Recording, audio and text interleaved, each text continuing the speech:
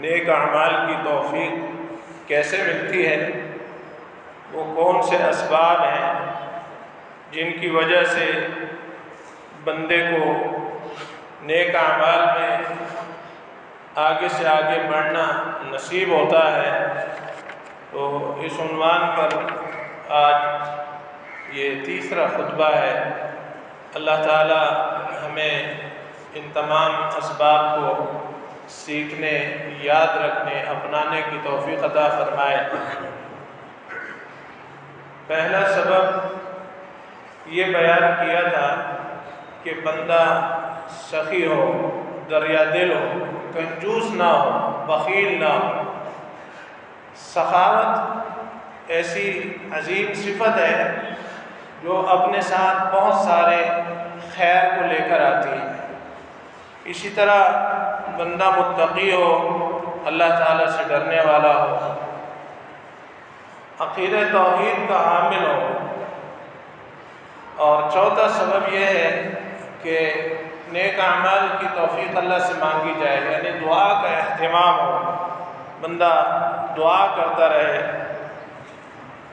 پانچواں سبب عقل حلال ہے کہ بندے کی روزی حلال ہو، حرام سے وہ بچتا ہو، مشتبہ مال سے بچتا ہو۔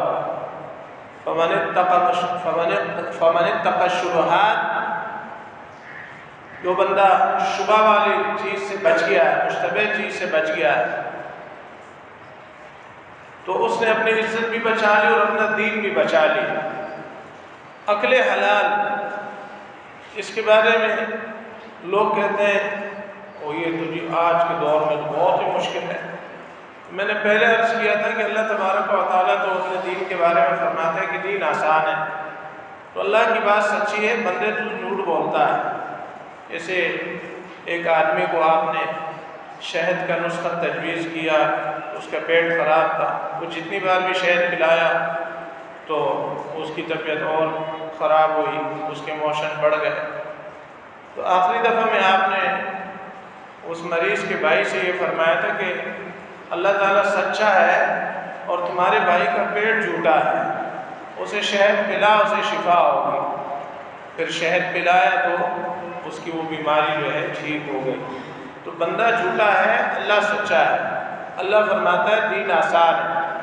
تو عقل حلال کی جب بندہ کوشش کرتا ہے تو پھر اللہ تعالیٰ اس کی مدد کرتا ہے۔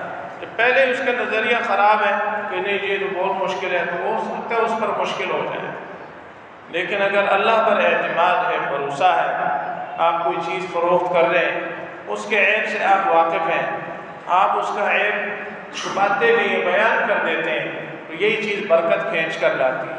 تو عقل حلال کی کوشش کرنی چاہیے۔ بندہ ایک وقت بھوکا رہ لے، فاقے سے اپنا دن گزار لے، لیکن اپنے پیٹ میں حرام کے لقمے نہ ڈالے اور اپنے بچوں کو حرام نہ کھلائے۔ تو جس بندے کی روزی حلال ہوگی، اللہ تعالیٰ اس حلال روزی کی برکت سے اس کو نیک اعمال میں آگے سے آگے بڑھائے گا۔ اسی طرح چھٹا سبب فضول باتوں سے اجتناب ہے۔ لا یعنی کام، ایسا کام جس کا کوئی مطلب ہی نہیں ہے، کوئی مقصد ہی نہیں ہے، نہ دنیا کا کوئی فائدہ ہے اور نہ آخرت کا کوئی فائدہ ہے، نہ دین کے لیے مفید ہے نہ دنیا کے لیے مفید ہے۔ بندہ جب بیکار کاموں سے، لا یعنی کاموں سے اپنے آپ کو بچاتا رہتا ہے تو پھر اس کو نیکیوں کی توفیق ملتی ہے۔ کتنے لوگ ہیں گیم کھیلنے میں اپنا وقت جو ہے برباد کرتے رہتے ہیں، پب جی کھیل رہے ہیں، ویڈیو گیم کے اندر جو ہے وہ گھسے میں۔ تو جو بندہ اپنی زندگی کو اس طرح گیموں کی نظر کر دیتا ہے، وہ نیک اعمال کب کرے گا؟ جب نیک اعمال کا ٹائم آئے گا، اس وقت تھک چکا ہوگا گیم کھیل کے، کہتے ہیں اب تو جو ہے سو جانا چاہیے۔ تو لا یعنی کام، بے مقصد کام، اس کو چھوڑ دینا یہ نیک اعمال کی توفیق کے لیے ضروری ہے۔ اس سے انسان کا اسلام اور بہتر ہو جاتا ہے، نیک اعمال میں وہ اور ترقی کرتا ہے۔ اسی طرح بھائیوں، صحیح اور درست بات کہنا، سچائی کو لازم پکڑنا۔ سچ بولنے والا نیکی میں آگے بڑھتا ہے۔ کہ ایک جھوٹ بندہ بولتا ہے تو ایک جھوٹ کو ثابت کرنے کے لیے اس کو 100 جھوٹ بولنے پڑتے ہیں۔ تو بندہ جب جھوٹ بولتا ہے تو وہ برائیوں کی طرف جاتا ہے۔ بندہ جب سچ بولتا رہتا ہے پھر وہ نیکیوں کی طرف آگے بڑھتا ہے۔ ان الصدق یہدی الی البر، رسول اللہ صلی اللہ علیہ وسلم نے فرمایا سچائی نیکی کی طرف لے کے جاتی ہے، اور نیکی جو ہے یہ کہاں لے جاتی ہے؟ نیکی بندے کو جنت کی راہ پہ چلا دیتی ہے اور جنت میں پہنچا دیتی ہے۔ تو سچی بات کہنا، درست بات کہنا، زبان کا صحیح اور درست استعمال، یہ انسان کو نیک اعمال میں آگے بڑھا دیتی ہے۔ اسی طرح 8واں سبب یہ بیان کیا تھا کہ بندے کی امیدیں جو ہیں وہ کم ہو اور آخرت کی طرف اس کی نظر ہو، دنیا کے اندر وہ یہ سوچ کے وقت گزارتا ہو کہ یہاں سے بالآخر چلے جانا ہے۔ یہ جو سوچ ہے نا بھائیوں، یہ بندے کو آخرت والے اعمال پہ لگا دیتی ہے۔ سورہ کہف میں بھی اللہ تعالیٰ نے فرمایا فَمَنْ كَانَ يَرْجُو لِقَاءَ رَبِّهِ فَلْيَعْمَلْ عَمَلًا صَالِحًا، جو بندہ اپنے رب سے ملاقات کی امید رکھتا ہے، امید سے مراد یقین رکھتا ہے، اس کا پختہ یقین ہے کہ اللہ کے سامنے پیشی ہے، تو یہ یقین بندے کو پھر آخرت والے کاموں پہ اور اس کی اصلاح پہ لگا دیتی ہے۔ اسی لیے فرمایا فَلْيَعْمَلْ عَمَلًا صَالِحًا، اسے چاہیے نیک اعمال کرے۔ تو بھائی جب بھی سستی آئے نا نماز میں، کسی نیک عمل میں، مثلاً ابھی سردی کے موسم میں، یہاں تو خیر اتنی زیادہ شدید سردی ہوتی بھی نہیں ہے، پھر بھی باہر کچھ نہ کچھ تو ہوتی ہے، صبح کے وقت ٹھنڈ لگتی ہے، رات میں ٹھنڈ ہو جاتی ہے، تو اب وضو کی بڑی فضیلت ہے کہ بندہ وضو کرے۔ اب جب بندہ یہ سوچتا ہے کہ ٹھنڈا پانی ہے، گرم پانی بھی مہیا نہیں ہے، سردی بھی ہے، تو یہ فارمولہ یاد کر لو بھائی، اگر آپ نے اس وقت یہ یاد کر لیا کہ یہ اس کی تکلیف جو ہے یہ ختم ہو جائے گی اور اس کا جو اجر ہے یہ باقی رہے گا، پھر اس وضو کی وجہ سے اللہ تبارک و تعالیٰ مجھے پاک صاف کر دے گا، میرے نیکیوں میں اضافہ ہوگا، اور ہو سکتا ہے، خاص بات، ہو سکتا ہے کہ یہ میرا آخری دن ہو سکتا ہے یہ میری آخری رات ہو سکتا ہے اس وضو کی بات جو ہے مجھے اللہ کے پاس فوراً جانا پڑ جائے، ہو سکتا ہے ملک الموت آ جائے۔ تو یہ جو سوچ ہے نا، یہ جو فکر ہے، یہ بندے کو پھر وضو کیا، میں کہتا ہوں وہ نہانے لگ جائے گا اگر اسے ضرورت ہے نہانے کی۔ تو اس لیے بھائیوں، آخرت کی سوچ کو سامنے رکھنا کہ دنیا جو ہے یہ فانی ہے، عارضی ہے، یہاں ہم ہمیشہ کے لیے نہیں بھیجے گئے ہیں، تیاری کے لیے بھیجے گئے ہیں۔ الذی خلق الموت والحیاۃ لیبلوکم ایکم احسن عملا۔ اور 9واں سبب یہ بیان کیا تھا کہ بندہ وقت کا قدردان، وقت کا قدردان۔ کچھ لوگوں کو آپ نے دیکھا ہوگا، وہ ویسے ہی آپس میں بیٹھ کے پتہ نہیں کہاں سے کہاں پہنچ جاتے ہیں باتوں میں، نتیجہ اس کا کچھ بھی نہیں، فضول باتیں، فلاں یہ کہہ رہا تھا، فلاں جگہ ایسا ہوا، میں نے یہ دیکھا، اس نے وہ دیکھا، اس نے وہ سنا، کوئی مقصد نہیں ہے، نہ یہ بیچارہ خود کچھ کرتا ہے اور نہ کسی کو کرنے دے رہا۔ خاص کر کے کوئی بندہ قرآن پڑھ رہا ہے یا کوئی بندہ بیٹھ کے دعا کر رہا ہے یا اذکار کر رہا ہے، یہ اس کے بعد بھی آ کے نا اس کو بھی اپنے ساتھ لگا لے گا۔ تو بھائیوں، اگر ہمیں وقت کا احساس ہو جائے کہ یہ کتنی قیمتی چیز ہے، تو نہ ہم اپنا وقت ضائع کریں نہ کسی کا وقت ضائع کریں۔ وقت جو ہے یہ زندگی ہے۔ ایک آدمی نے کسی کو گولی مار کے قتل کر دیا، اس نے اس کا سارا وقت لے لیا، اور ایک آدمی نے اس کا 1 گھنٹہ لے لیا، تو وہ ہے اس نے اس کا 1 گھنٹہ قتل کر دیا، 1 گھنٹہ اس کا قتل کر دیا۔ سمجھ یہی بات کی؟ قتل کی صورت میں بندہ عمل سے فارغ ہو گیا نا، کچھ بھی نہیں کرے گا، مر گیا۔ اور جس بندے کا گھنٹہ 2 گھنٹہ دن لے لیا فضول کام میں، تو آپ نے اس کا وقت قتل کر دیا، اس کی اتنی زندگی آپ نے برباد کر دی۔ تو اپنا وقت نہیں ضائع کرنا اور نہ دوسروں کا وقت ضائع کرنا ہے محترم بھائی۔ ہمیشہ خیر کی بات پر اپنے آپ کو لگاتے رہنا ہے۔ مومن کی جو زندگی ہے اس میں فرصت کے لمحات آپ کو زیادہ نظر نہیں آتے، کیونکہ اللہ تبارک و تعالیٰ نے اپنے پیارے پیغمبر محمد رسول اللہ صلی اللہ علیہ وسلم پر کتنی بڑی ذمہ داری ڈالی اِنَّا سَنُلْقِي عَلَيْكَ قَوْلًا ثَقِيلًا، ہم نے آپ کو بہت بھاری کلام نازل کیا ہے، قرآن بہت بھاری کلام ہے، اس کی جو مسئولیت ہے، جو اس کی ذمہ داری ہے بہت بڑی ہے، پوری امت کی ذمہ داری دی۔ اللہ اکبر۔ ایک گھر کا بندہ ذمہ دار ہو، اس کے 4-6 بچے ہوں، وہ اسے سنبھالے نہیں جاتے، اور محمد رسول اللہ صلی اللہ علیہ وسلم پوری امت کے باپ ہیں، پوری امت آپ کے ذمہ ہے، ان کی دین اور دنیا کو بہتر بنانا، کہ دنیا میں یہ ذلیل نہ ہو جائے، آخرت میں رسوا نہ ہو جائے۔ اتنی بڑی ذمہ داریوں والے پیارے پیغمبر، جن کے اہل خانہ کی تعداد آپ جانتے ہیں، آپ علیہ السلام کی 11 بیویاں تھیں، ان سب کے باوجود اللہ تعالیٰ نے کیا فرمایا پیارے پیغمبر، فَإِذَا فَرَغْتَ، جب آپ فارغ ہو جائیں نا، فَانْصَبْ، تو اب رب تعالیٰ کی عبادت کریں،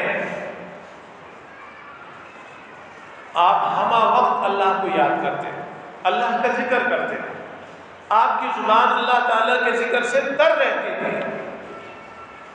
ان تمام نمازیں پڑھانا، رات کو تہجد پڑھنا، لوگوں کے مسائل سننا، ان کو حل کرنا، قضاء کا کام، آپ چیف جسٹس تھے، قاضی تھے، آپ کو اللہ نے قاضی بنایا، آپ لوگوں کے فیصلے کرتے ہیں، کسی کا نکاح پڑھا رہے ہیں تو کسی کو جو ہے طلاق کے مسائل سمجھا رہے ہیں، کسی کا جو ہے رجوع کروا رہے ہیں، کتنی مصروفیت ہے۔ ان تمام مصروفیات میں اللہ تعالیٰ فَإِذَا فَرَغْتَ فَانْصَبْ، ٹائم ملے نا تو رب کی عبادت کیا کرنا، گڑ جانا رب کی عبادت کے لیے۔ نعمتان مغبون فیہما کثیر من الناس، میرے پیارے بھائی خطبے میں بیٹھ کر اپنے گھٹنے نہ پکڑ، گھٹنے پکڑ کر بیٹھیں گے آپ کو نیند آئے گی، اور پھر آپ بعد میں جب اٹھیں گے تو پتہ نہیں بات کہاں سے کہاں پہنچ چکی ہوگی۔ توجہ توجہ اور توجہ۔ اگر کوئی بھائی عمر رسیدہ ہے، بزرگ ہے، اور اس سے بیٹھا نہیں جاتا، ٹیک لگا لیتا ہے، کوئی بات نہیں، نیند نہ آئے بس، اگر نیند آ گئی تو آپ کو دوبارہ وضو کر لینا چاہیے، اٹھ جانا چاہیے وہاں سے، لیکن ویسے خواہ مخواہ ٹیک لگا کر بیٹھنا، ستون کے ساتھ جوڑ کے رہنا اور دیوار کے ساتھ ٹیک لگا کے بیٹھ جانا خطبے میں، یہ آداب خطبہ کے منافی ہے۔ توجہ چاہیے، توجہ، یہ ایک ایک منٹ اللہ کی قسم بہت قیمتی ہے۔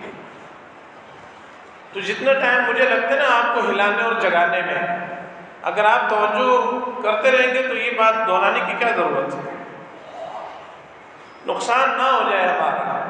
یہاں ہم آتے ہیں، یہاں سے کچھ لے کر جائیں، وہ ہمارے ایمان میں اضافہ ہو، کوئی نیک اعمال میں ہماری رغبت اور شوق بڑھے، تو وقت جو ہے صحت، فرصت، یہ محترم بھائیوں بڑی نعمت ہے۔ ایک بندہ کوئی کام نہیں کر رہا نا، اب وہ پریشان ہے، یار میرے کوئی کام ہی نہیں ہے، اور اللہ کے رسول علیہ الصلوۃ والسلام اس کی فرصت کو نعمت قرار دے رہے ہیں کہ بندے تیرے پاس کوئی کام نہیں، تو پریشان کیوں ہے؟ حدیث پڑھ، تیرے پاس ایک نعمت اور آ گئی کہ کوئی کام نہیں ہے، کوئی کام نہیں ہے۔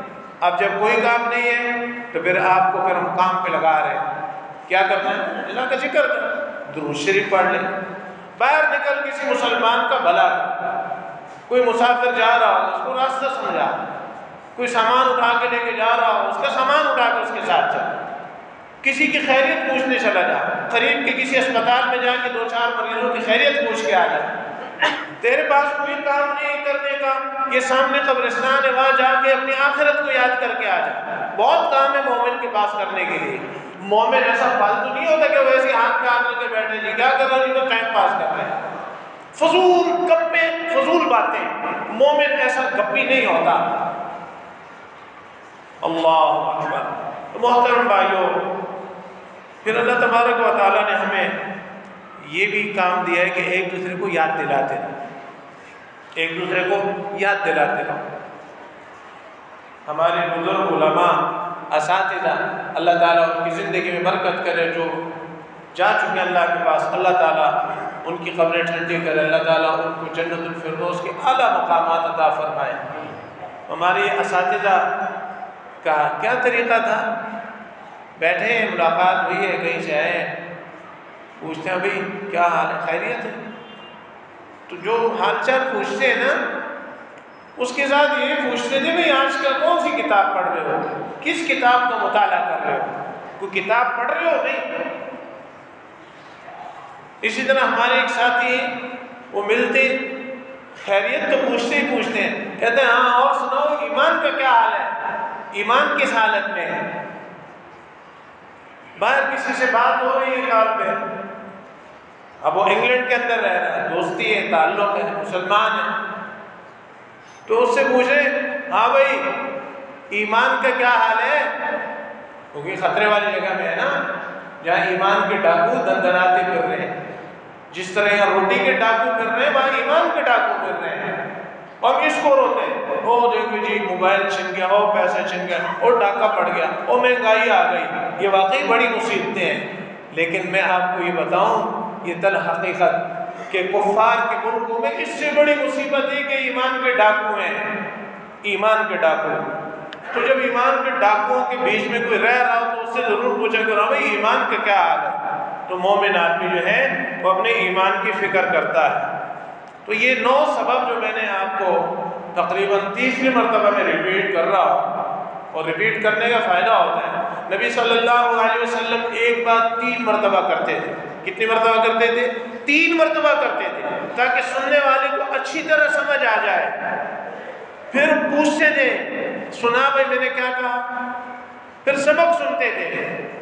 تو یہ اب تک میں نے آپ کے سامنے اللہ کی توفیق سے 9 سبب تفصیل کے ساتھ ذکر کیے، جس پر آج تیسرا جمعہ جا رہا ہے۔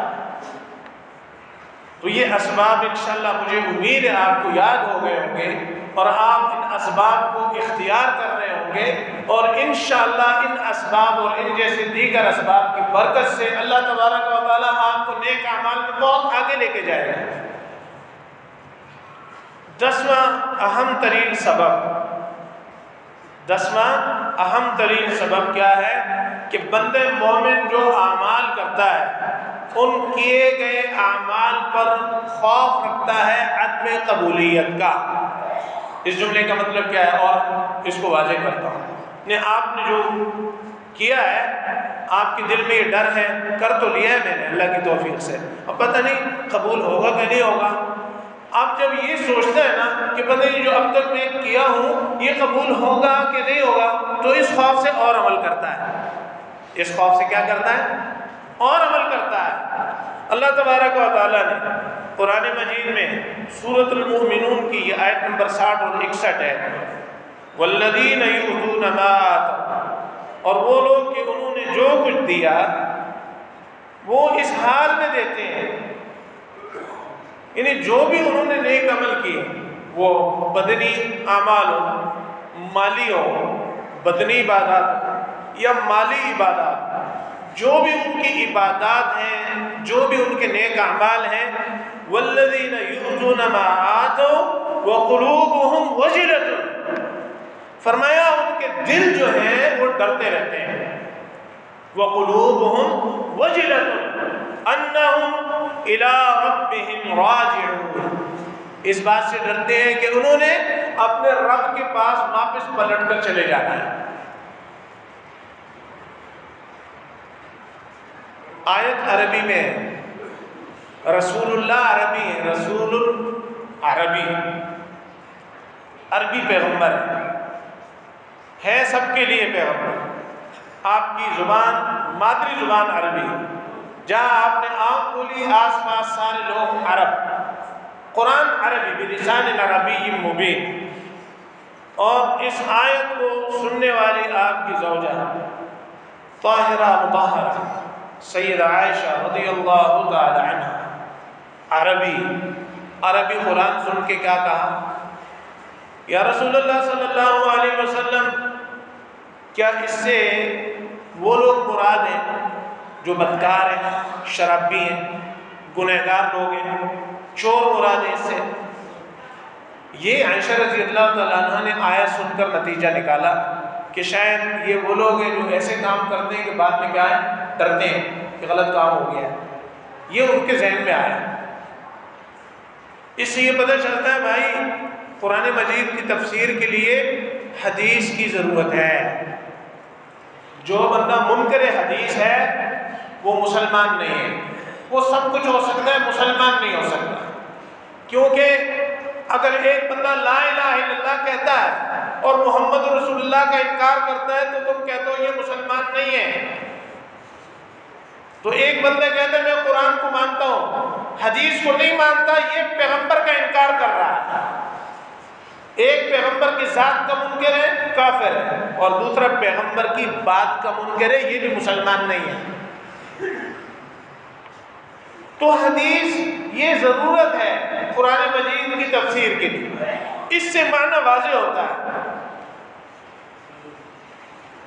تو نبی علیہ الصلوۃ والسلام نے جب عائشہ رضی اللہ تعالیٰ عنہ کی یہ بات سنی، یہ سوال سنا، تو آپ نے فرمایا لا یا بنت ابی بکر، یا یوں فرما لا یا بنت صدیق، اے صدیق کی بیٹی، ابو بکر کی بیٹی، نہیں، اس سے چور زانی مراد نہیں ہے، بلکہ وَلَكِنَّهُ الرَّجُلُ يَصُومُ وَيَتَصَدَّقُ وَيُصَلِّي وَهُوَ يَخَافُ أَلَّا يُتَقَبَّلَ مِنْهُ، اس سے وہ آدمی مراد ہے جو روزے رکھتا ہے، نماز پڑھتا ہے، صدقہ دیتا ہے، اور پھر ڈرتا ہے کہ ہو سکتا ہے قبول نہ ہو۔ دیکھیں ایک ہے امید، ایک ہے امید مومن کے دل میں لازمی ہے، کیونکہ یہ بھی ایک مسئلہ ہے، عمل کی قبولیت کے لیے بندے کے دل میں یہ امید ہونی چاہیے کہ یہ قبول ہو جائے، ڈر بھی ہونا چاہیے کہ ہو سکتا ہے قبول نہ ہو۔ بادشاہ ہے نا،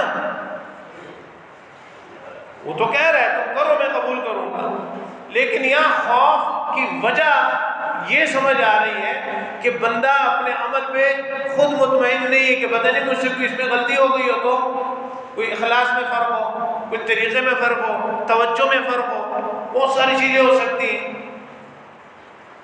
آپ پیپر دے کے آگے، آپ کو پتہ ہے میں نے پیپر بہت اچھا حل کیا ہے، پھر دل میں کیا ہوتا ہے نتیجے کے بارے میں کہ پتہ نہیں کیا نمبر آئیں گے، مارکس کتنے آئیں گے، کیا نتیجہ نکلے گا۔ تو جب تک آپ نتیجہ دیکھ نہیں پاتے، جب تک آپ کے ہاتھ میں کارڈ نہیں آ جاتا، آپ کے دل کی کیفیت ہوتی ہے، یہ دنیا کا چھوٹا سا معاملہ ہے۔ بندہ آخرت کے لیے پیپر دے رہا ہے، آخرت کی تیاری کر رہا ہے، اس کے دل میں لازماً خوف ہوتا ہے کہ جب اللہ کے سامنے پیشی ہوگی تو بنے گا کیا۔ آج اگر مجھے اللہ تعالیٰ نیکی کی توفیق دے رہا ہے تو پتہ نہیں کل میری کیا کیفیت ہوگی۔ تو خلاصہ یہ ہے بھائیوں کہ بندہ مومن نماز پڑھے، روزہ رکھے، صدقہ دے، نیک سے نیک کام کرے، دعوت و تبلیغ کرے، اللہ کی راہ میں جہاد کرے، اس کے دل میں عجب نہیں آتا، عجب نہیں آتا۔ عجب جو ہے یہ بڑی بیماری ہے۔ کوئی نیک کام اللہ نے لے لیا ہے نا، اب وہ جو ہے ایڑیاں اٹھا کے چل رہا ہے، گردن اونچی کر کے چل رہا ہے کہ میں نے یہ کام کیا ہے، اور تیری کیا اوقات ہے، کیا ایسے ہے؟ اگر اللہ تعالیٰ تجھے توفیق نہ دے تو کیا کر سکتا ہے؟ بھائیو عمل کے اندر اگر کسی نے جان لگا کے عمل کیا ہے، مال لگا کے عمل کیا ہے، بچے قربان کر کے عمل کیا ہے، وہ ایک ہی جماعت صحابہ کرام کی۔ میں ان کی بات آپ کو بتاتا ہوں، وہ کیا کہتے ہیں؟ وہ کہتے ہیں لولا اللہ، اگر اللہ نہ ہوتا، مراد یہ اگر اللہ کی توفیق نہ ہوتی، لولا اللہ، اگر اللہ کی توفیق نہ ہوتی، مہتدینا، تو ہم راہ راست پر نہ ہوتے۔ اگر ہم عقیدہ توحید پر ہیں، اتباع سنت پر ہیں، صحیح عقیدے پر ہیں، تو یہ کیوں ہے؟ یہ اللہ کی وجہ سے، اللہ نے ہمیں اس بات میں لگایا۔ لولا اللہ مہتدینا ولا تصدقنا ولا صلینا، اگر اللہ کی توفیق نہ ہوتی تو ہم ہدایت پر نہ ہوتے، اگر اللہ کی توفیق نہ ہوتی تو ہم نماز نہیں پڑھ سکتے، اگر اللہ کی توفیق نہ ہوتی تو ہم اپنا مال اللہ کی راہ میں خرچ نہیں کر سکتے۔ یہ تھے صحابہ، اور تو اور یہ تو دنیا میں ان کا حال ہے نا، ابھی اللہ کے پاس چلے گئے، جنت سامنے کھڑی، جنت کی گیٹ میں داخل ہو گئے، ادھر جا کے کیا کہتے ہیں؟ الحمدللہ الذی ہدانا لہذا وما كنا لنہتدی لولا ان ہدانا اللہ، تمام تعریفیں اس اللہ کے لیے ہیں جس اللہ نے ہمیں یہاں پہنچا دیا ہے، اگر اللہ ہمیں یہاں نہ لے کر آتا تو ہم کچھ بھی نہیں کر سکتے تھے۔ ادھر بھی یہ نہیں کہہ رہے کہ ہم ایسے تھے اور ویسے تھے، نہیں، اللہ کی بھی ساری تعریفیں ہیں۔ جاہل آدمی کو اگر 2 رکعت کی توفیق مل جائے نا تو وہ اس کی ایسی کیفیت ہو جاتی ہے، وہ کہتے ہیں کہ اذا صلی رکعتین ثم ينتظر الوحی، کہتے ہیں جب 2 رکعت کی توفیق مل گئی پھر وحی کے انتظار میں بیٹھ جاتا، ہو سکتا ہے میں پیغمبر بھی بن جاؤں، نعوذ باللہ من ذالک۔ تو یہ بندے کے پاس نا علم ہونا چاہیے، یہ معلومات ہونی چاہیے۔ بھائی اگر اللہ تعالیٰ نے آپ کو توفیق دے رکھی ہے، آپ کسی کی فیسیں بھر رہے ہیں، آپ کسی غریب کی مدد کر رہے ہیں، آپ کسی مسکین کے ساتھ رحمت والا معاملہ کرتے ہیں، تو اس پر پھولنے کی کوئی ضرورت نہیں ہے، خوش ہو جاؤ کہ اللہ نے توفیق دی گئی، لیکن پھولنا نہیں اس میں۔ اگر پھول گئے اس میں، عجب کا شکار ہو گئے اور زبان سے جو ہے ایسی باتیں نکل گئی تو وہی عمل تمہارے گلے میں آ جائے گا، ایسا گلے میں آئے گا کہ نہ اللہ رحمت کی نظر سے تمہاری طرف دیکھے گا، نہ تمہارے گناہ معاف کرے گا، اور نہ تمہیں عذاب سے بچائے گا۔ یہ کون ہے؟ نیکیاں کی ہیں اور اس کے اوپر جو ہے الٹا تکلیفیں پہنچائی ہیں اور زبان سے جو ہے لوگوں کو ستایا ہے۔ تو 10واں سبب کیا بتایا کہ جب نیک عمل مومن کرتا ہے تو اس کو خوف ہوتا ہے کہ پتہ نہیں ہو سکتا ہے قبول نہ ہو، تو پھر اس خوف کی وجہ سے اور عمل کرتا ہے، پھر اور عمل کرتا ہے، کرتا چلا جاتا ہے حتیٰ کہ اپنے رب کے پاس پہنچ جاتا ہے۔ 11واں سبب محترم بھائیوں، جس کی وجہ سے بندے کو توفیق نصیب ہوتی ہے نیک اعمال میں آگے بڑھنے کی، سورۃ العنکبوت کی آیت نمبر 69 اللہ تعالیٰ فرماتا ہے وَالَّذِينَ جَاهَدُوا فِينَا لَنَهْدِيَنَّهُمْ سُبُلَنَا وَإِنَّ اللَّهَ لَمَعَ الْمُحْسِنِينَ۔ وہ لوگ جو اللہ کی راہ میں جہاد کرتے ہیں، اللہ کی راہ میں لگے رہتے ہیں، جدوجہد کرتے ہیں، کوشش کرتے ہیں، محنت کرتے ہیں، لَنَهْدِيَنَّهُمْ سُبُلَنَا، لام تاکید کا، نون تاکید کا، قسم کا معنی رکھتی ہے، تاکید در تاکید فرمایا ہم ضرور ان کو راستے دیں گے۔ اللہ تعالیٰ ان کے لیے نیکیوں کے بہت سارے دروازے کھول دیں گے۔ وَإِنَّ اللَّهَ لَمَعَ الْمُحْسِنِينَ، اور اللہ تعالیٰ کی مدد اور معیت محسنین کے ساتھ ہے۔ تو اس آیت کا میں خلاصہ ذکر کر رہا ہوں، 2 باتیں ہیں، عمل اور اخلاص۔ پھر عمل میں کوشش، محنت اور جستجو کے ساتھ لگے رہنا، دل نہیں چاہ رہا ہم نے اس کو لگانا ہے، دل نہیں چاہ رہا ہے زبردستی اس کو وہاں لگانا ہے، اب کہ اپنا جو نفس ہے اس نفس پہ سوار ہو جانا کہ میں نے تجھے ادھر ہی لگانا ہے۔ جو بھی اللہ کا کام ہے، وہ دعوت ہے، نماز ہے، روزہ ہے، حج ہے، جو بھی ہے، کوئی خیر کا کام ہے، اللہ کی راہ میں جہاد ہے، نفس جو ہے یہ چیزیں پسند نہیں کرتا، نفس یہ چیزیں پسند نہیں کرتا۔ صبح کا ٹائم ہوتا ہے، دل چاہتا ہے بس بندہ پڑا رہے کمبل میں۔ اب محنت کیا ہے؟ پوری کوشش کے ساتھ اپنا کمبل اٹھا کے ادھر دے مارا اور نکل آیا باہر میدان میں، وضو کیا ٹھنڈے پانی سے۔ اللہ تعالیٰ اس بندے کو دیکھ کر کیسا راضی ہوتا ہے، کیسا خوش ہوتا ہے۔ بندہ جب صبح یہ تہجد کے وقت یا اس کے قریب وقت یا فجر کے وقت جب بندہ اٹھ رہا ہوتا ہے نماز کے لیے، تو اللہ تعالیٰ فرشتوں سے فرماتا ہے دیکھو میرے بندے کو، کون سی چیز ہے جو اس کو نکال رہی ہے یہاں سے؟ کوئی ڈنڈا نہیں ہے، کوئی زبردستی نہیں ہے، کس چیز نے اس کو نکالا ہے مسجد میں آنے پر؟ یہ ایمان ہے، اللہ کے ساتھ اس کی محبت ہے۔ جو بندہ فجر کی نماز جماعت کے ساتھ ادا نہیں کرتا اس کی اللہ سے محبت میں بہت شدید کمی ہے۔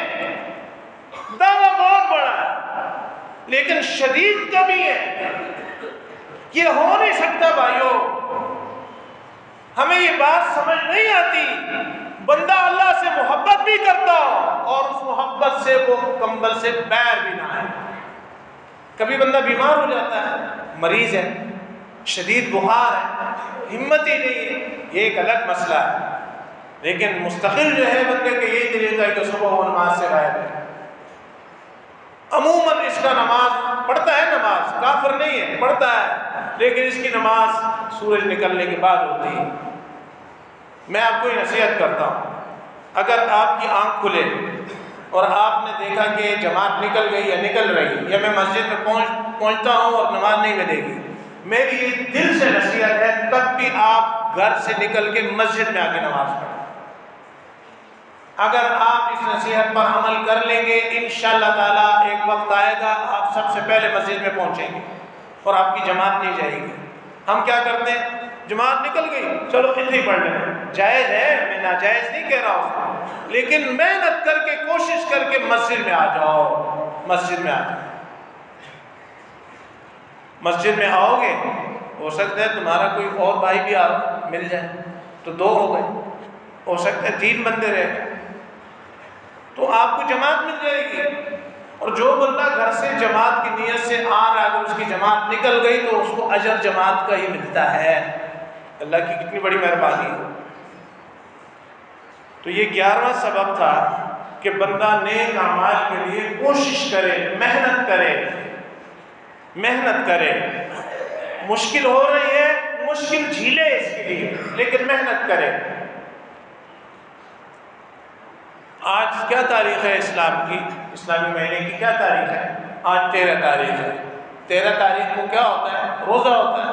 14 تاریخ کو کیا ہوتا ہے بھائی؟ روزہ ہوتا ہے۔ 15 کو کیا ہوتا ہے؟ روزہ ہوتا ہے۔ ابن عباس رضی اللہ تعالیٰ عنہ فرماتے ہیں کہ نبی علیہ الصلوۃ والسلام سفر میں بھی یہ 3 روزے نہیں چھوڑتے تھے۔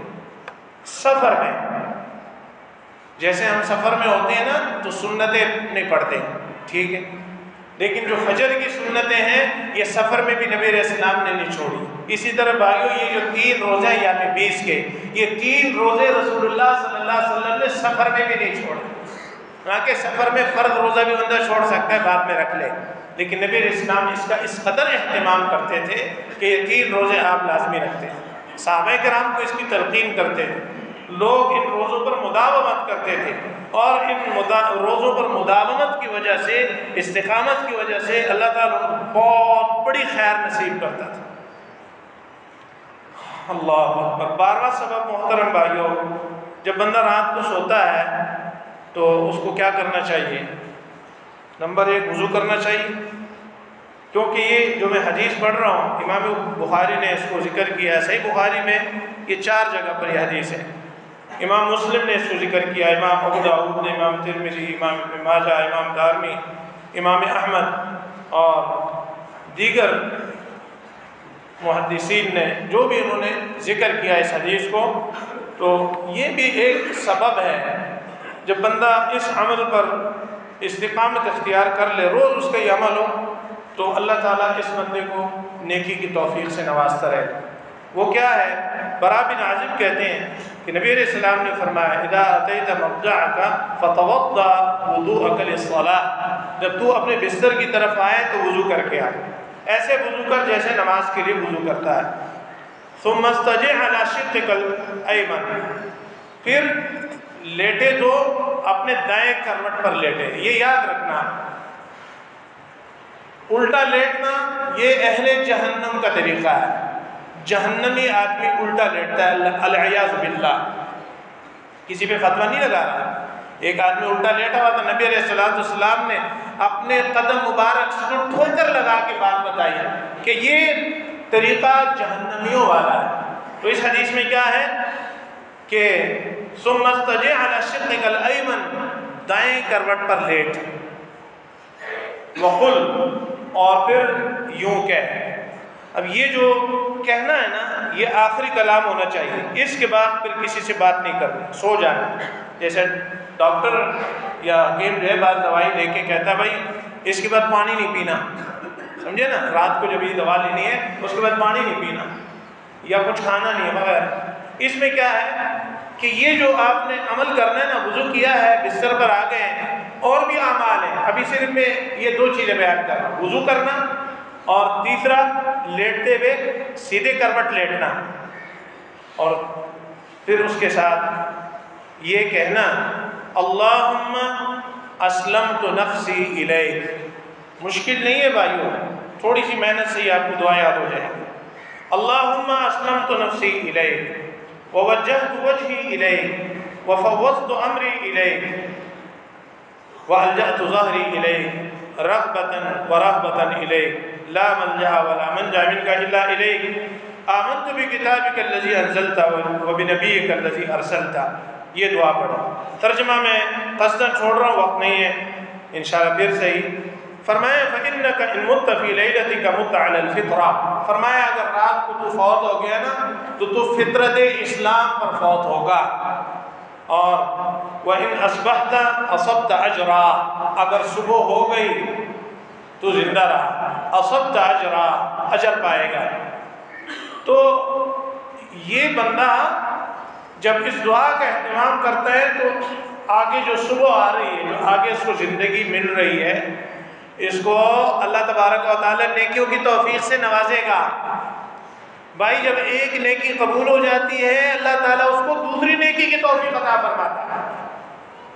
اور اسی طرح بندہ مومن جو ہے وہ نیکی کی سیڑھیاں چڑھتا چلا جاتا ہے حتیٰ کہ اللہ کی جنت میں پہنچ جاتا ہے۔ اور 13واں جو ہے، 13واں اہم ترین سبب کیا ہے، یہ اس موضوع کا آخری سبب میں ذکر کر کے ختم کر دوں گا، پھر ہمارا یہ ٹاپک یہاں تک مکمل ہو جائے گا۔ کتاب و سنت میں غور کرنے سے، پڑھنے سے اور بھی بہت سارے اسباب جو ہیں آپ کو سمجھ میں آ سکتے ہیں۔ یہ محنت اور مشقت کے ساتھ جو یہ ساری چیزیں ہوتی ہیں۔ 13واں اہم ترین سبب کیا ہے، بندے کو نیکی کی توفیق کب ملتی ہے؟ جب وہ علم کی راہ چلتا ہے۔ فرمائے من سلک طریقا یلتمس فیہ علما سہل اللہ لہ طریقا الی الجنہ۔ جو بندہ علم کی راہ چلتا ہے، جو بندہ علم کی راہ چلتا ہے، اللہ تعالیٰ اس کے لیے جنت کی راہ پر چلنا آسان کر دیتا ہے، آسان کر دیتا ہے۔ علم کی راہ بہت سارے ہیں۔ صبح صبح بچے اٹھتے ہیں نا، جاتے ہیں مدرسے میں قرآن پڑھنے کے لیے، ترجمہ پڑھنے کے لیے، تفسیر پڑھنے کے لیے، حدیث پڑھنے کے لیے، علوم اور فنون میں محنت کرنے کے لیے جاتے ہیں نا، یہ بڑی شان والے ہیں یہ بچے۔ کسی مسجد میں جاتے ہیں جب کلاس لگی ہوتی، ناظرہ کی، قرآن کی، حفظ کی، ترجمہ تفسیر کی، واللہ یہ دیکھ کر آنکھیں ٹھنڈی ہوتی ہیں بچے قرآن پڑھ رہے ہوں، کیونکہ یہ تو وہ عظیم لوگ ہیں۔ یہ جب اپنے گھروں سے چلتے ہیں نا تو فرشتے جو ہے اپنے پر بچھا دیتے ہیں، ان کے استقبال میں فرشتے راستے میں کھڑے ہو کے پر بچھا لیتے ہیں، پر بچھا دیتے ہیں، بڑی عزت افزائی ہوتی ہے۔ اور پھر جو ان کا استاد بیٹھ کے پڑھا رہا ہوتا ہے، ان کی کیا شان ہے۔ فرمایا جو لوگوں کو خیر سکھاتا رہتا ہے اس کے لیے تو سمندر کی مچھلیاں بھی دعا کرتی ہیں۔ کیسے کرتی ہیں اللہ کو پتہ ہے، ہمیں بس اتنا پتہ ہے کہ نبی علیہ السلام نے فرمایا سمندر کی جو مچھلیاں ہیں نا وہ بھی اس بندے کے لیے خیر کی دعا کرتی ہے، مغفرت کی دعا کرتی ہے جو لوگوں کو خیر سکھاتا ہے۔ آج یہ طالب علم ہے، کل استاد ہوگا، تو اس دعا سے۔ اور فرمایا چیونٹیاں بلوں کے اندر جو ہے دعا کرتی ہیں، بلا وجہ کسی چیونٹی کو نہیں مارنا چاہیے۔ کچھ لوگ ہوتے ہیں چیونٹی آج اس پہ پیر رگڑ کے اس کو مسل دیتے ہیں، یہ صحیح نہیں ہے۔ ایک پیغمبر کو چیونٹی نے کاٹا، اس نے اس کو پورا بل جلا دیا۔ اللہ نے اس سے پوچھا کہ کاٹا تجھے ایک نے، تو بل تجھے سارے کا سارا جلا دیا۔ تو کسی کی جان لینا، یہ چیونٹیاں جو یہ بھی ایک پوری مخلوق ہے، یہ پوری ایک امت ہے، ان کا اپنا پورا ایک لائف سٹائل ہے۔ کبھی انشاءاللہ اس کے حوالے سے بتائیں گے آپ کو، اللہ تعالی ہمیں علم نافع سے نوازے۔ تو بھائی مدرسوں کے اندر جانا یہ علم کا راستہ ہے۔ پھر جو بڑے ہو گئے ہیں، جو مدرسوں میں جانا نہیں ہو رہا ان کا، حالانکہ اگر آپ بڑے بڑے علماء کی تاریخ اٹھا کے پڑھیں تو آپ کو ایسے محدثین کئی ایک مل جائیں گے جنہوں نے بڑی عمر میں دین کو سمجھا اور پڑھنا شروع کیا، اور وہ اپنے وقت کے امام بنے، امام محدث بنے۔